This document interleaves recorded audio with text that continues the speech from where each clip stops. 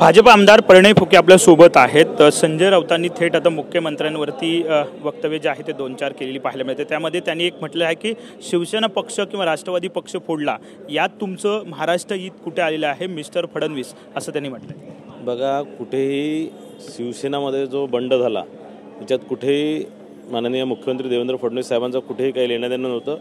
हे त्यांचे आपसी वाद होते आणि हे संजय राऊत सारखे लोक जे शिवसेनेमध्ये होते आणि जे त्या पक्षातील इतर जे आमदारांना किंवा इतर नेत्यांना इथे मोठ्या नेत्यांना दाबण्याचं काम करत होते किंवा छळण्याचं काम करत होते आणि यांच्या या वृत्तीमुळेच त्या सगळ्या लोकांनी तिथनं एक बंड पुकारला आणि तिथनं बाहेर निघून आपला एक पक्ष वेगळा तयार केला। शिवसेना जी मूळ शिवसेना आहे ती घेऊन ते सगळे लोक बाहेर निघाले आणि जे गद्दार लोक होते ते तिथेच राहिले संजय राऊत सारखे।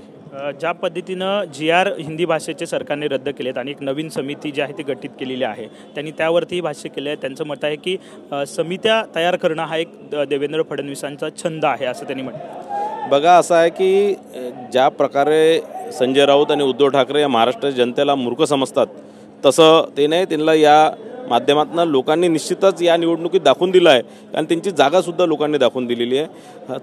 त्रिभाषीय सूत्र जो अहवाल जो आहे तो उद्धव ठाकरेंनी स्वतः स्वीकार केला होता ते मुख्यमंत्री असताना, आणि आज ज्यावेळेस त्याचं फक्त GR आपल्या या सरकारने काढलं, महायुतीच्या सरकारने काढलं आणि कुठेतरी लोकांची दिशाभूल करण्याचं काम करतात आहे, लोकांना मूर्ख समजण्याचं काम ते करतात आहे। मुंबई जी आहे ती तोडली जाणार नाही असं वक्तव्य काल मुख्यमंत्र्यांनी केलं, परंतु संजय राऊत असं म्हणतात की तुमचा बाप जो दिल्लीत बसलेला आहे त्यांनाच मुंबई जी आहे ती तोडायची आहे।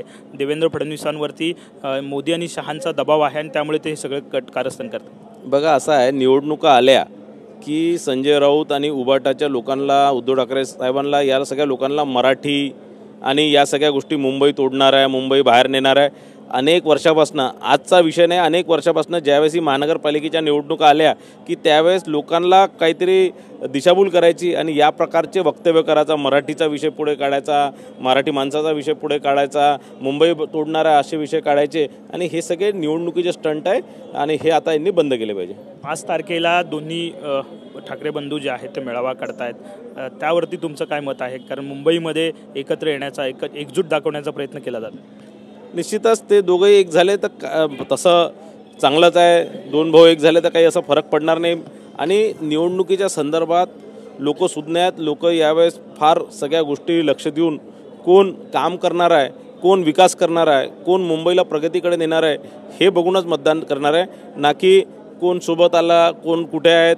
आणि हे जे दोघंही भावांनी काय केलं मागच्या अनेक वर्षापासून राजकारणामध्ये ते सगळ्या जनतेने बघितलेलं आहे। एक शेवटचा प्रश्न, त्यांनी RSSचा उल्लेख सुद्धा केला पाहायला मिळाला। RSS आणि भाजप जे आहे ते 2 भाऊ आहेत असं त्यांनी म्हटलं आणि भाजप RSSच्या जीवावरती निवडणुका निवडून आलेला आहे।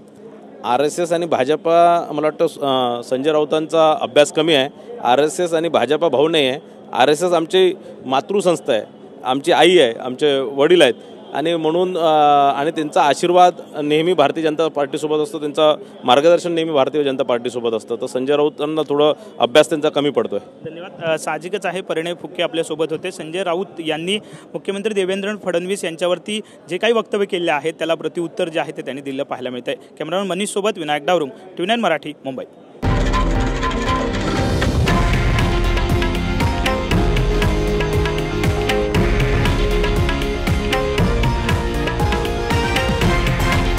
हे आहे देशातील नंबर 1 न्यूज नेटवर्क आणि आपण पाहत आहात TV9 मराठी, एकमेव।